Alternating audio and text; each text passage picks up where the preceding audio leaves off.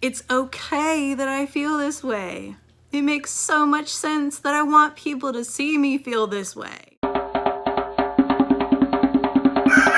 So I talked yesterday in great depth about what I believe is the solution for global racism. And we talked about how the energy of rage and anger is not bad, it's not wrong, it's a valid emotion. However, it's not effective. Rage and anger are secondary emotions. The primary emotion, the core of rage and anger, is hurt. Now, the reason why it's easier, more palpable for us to feel into anger and rage is because anger and rage have this edge of control. Interestingly enough, right? Because when people see you angry and enraged, they see you out of control.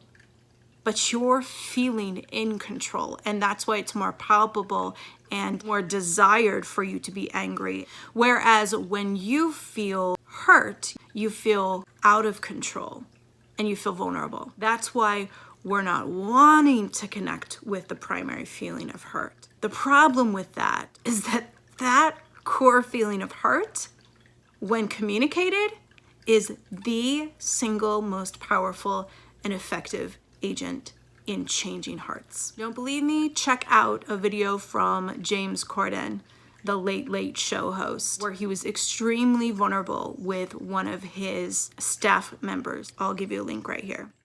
So how can I get from feeling my anger to being willing to feel that hurt? The number one first thing that's necessary in transmuting any emotion is validating it. So you could repeat after me. I release that it's wrong to feel angry. I release that it's wrong to feel like retaliating. I release that it's wrong to want to retaliate. I release that it's wrong to want to be enraged and want people to see my anger. It makes a lot of sense why I would feel that way. It's okay that I feel this way. It's okay that I feel this way. It makes so much sense that I want people to see me feel this way. It's okay.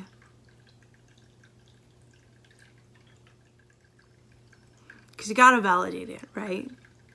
There's no sense in making yourself wrong or shaming yourself for what you're feeling.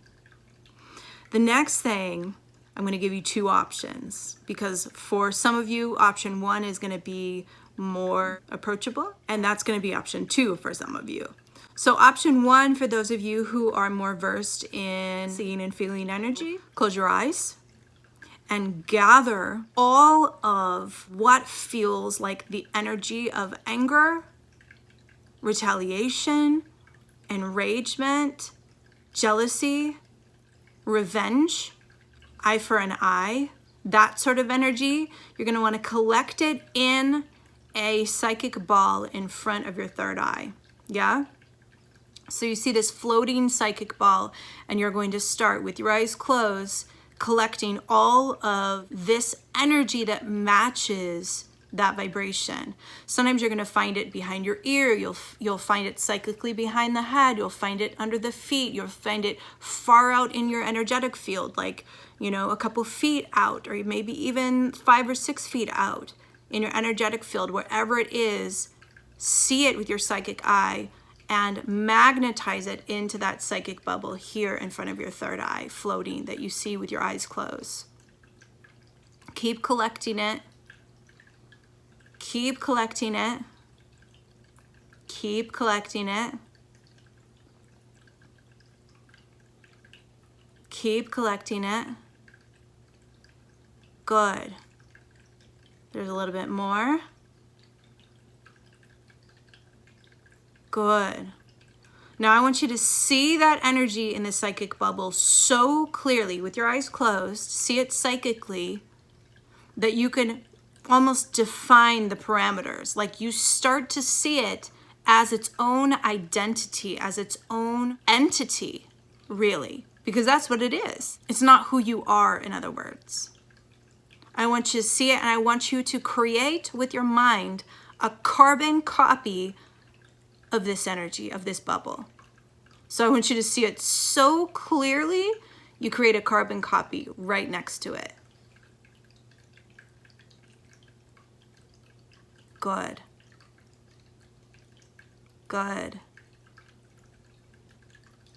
Yes.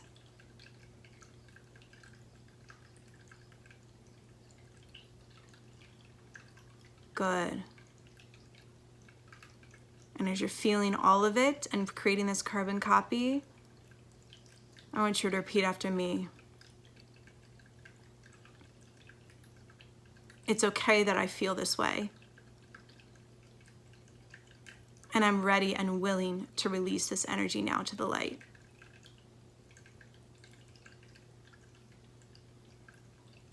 It's okay that I feel this way, and I'm ready and willing now to release this energy to the light.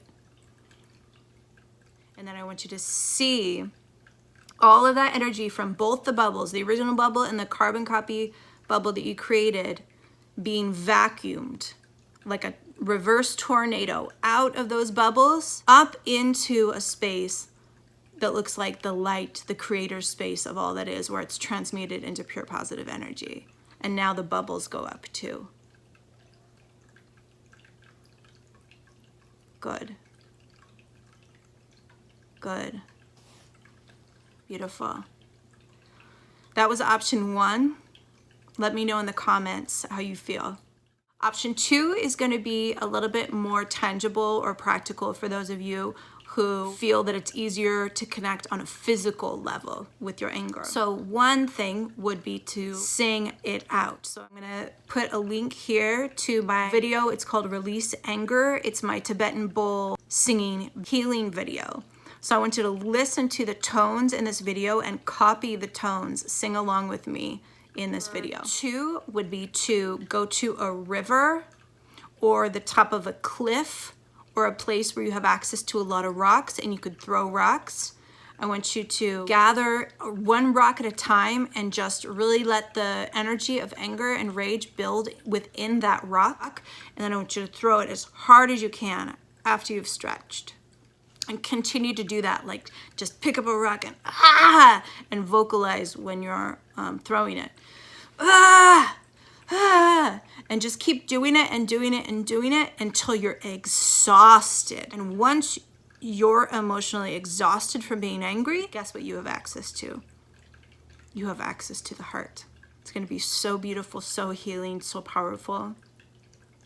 And another option would be just to scream. Don't scream in your pillow. Screaming in your pillow doesn't work. Screaming in your pillow is just as good as keeping it in here. I want you to drive somewhere, like let's say you're in Los Angeles. I want you to drive up the 101 with your window down, you know, driving up to Malibu, and I want you to just let it out and keep letting it out. Keep doing it, but do it from down here, because if you do it from up here, you're gonna hurt your voice. So it's more like ah! It's more like that versus ah! Like if you hear that, that's gonna hurt your voice real fast. What's gonna happen is once you release that last layer of anger, you're gonna start sobbing. You're gonna start crying. You're gonna really, really hit down to that layer of heart, and it's gonna feel so good, so cathartic, and so beautiful. Let yourself feel it, because you're doing so well. But make sure it's not in a car with the window closed, right? The idea is it has to be a place where it can dissipate, where it can transmute. Let me know if this video helped you. I'm gonna do another video on another day of how to communicate that hurt. The first video was the solution for global racism, now how to transmute your anger and your rage, and then the third would be how to communicate hurt. I love you, you're amazing. Mwah.